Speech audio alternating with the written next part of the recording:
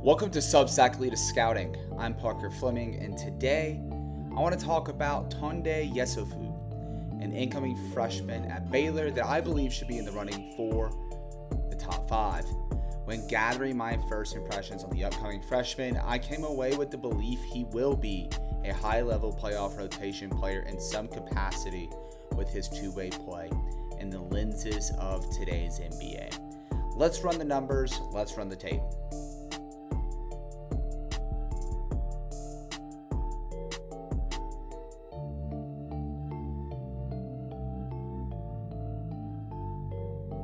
Yessoufou has the traits of an elite disruptive defender.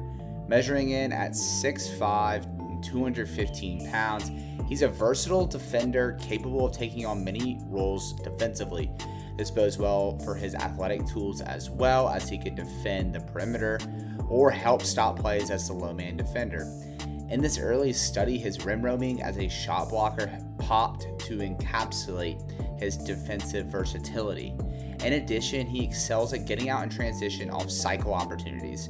A key part of today's NBA is being disruptive, physical, and fast, applying pressure defensively and turning stops into early offense. Yessoufou, at the very least, has that part of his game down. Even though he holds the California high school record for points scored, there's still room for his offense to grow. He excels at getting into the paint, displaying a nice first step to create advantages. He also has the body control to finish through or around the defender, a major plus given his athletic tools. With how he touches the paint, he can parlay these opportunities into scoring chances at the free throw line. The two swing skills for Yessoufou are his shooting and passing. He's an adventurous live dribble creator, not in a detrimental way, but in a way where he's not shot adverse with where his jumper is right now. The shot is a little stiff and has a little bit of a line drive feel to it, but his free throw percentage at 79.8% offers optimism for growth. His shot is arguably his key to unlocking a higher level of upside in the league.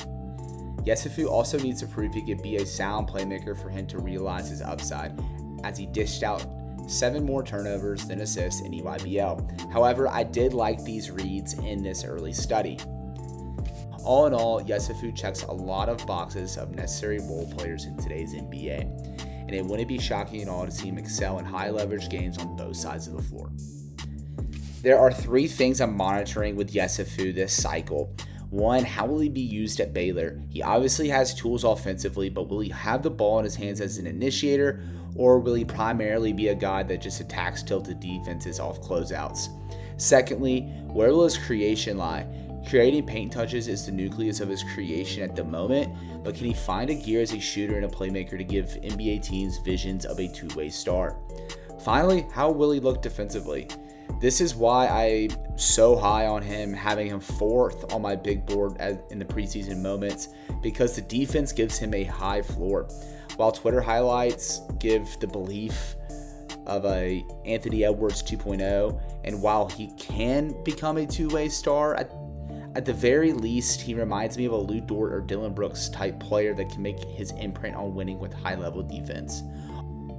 Thank you for tuning into this episode of Substack Lead Scouting. If you'd like more of what you see, go to my Substack Lead us in the comments. It's a free NBA Draft Memphis Grizzlies Substack with all monetary support going to St. Jude Children's Research Hospital. Make sure you also like and subscribe to Substack Lead Scouting for more prospect breakdowns. Thanks again for tuning in. Until next time.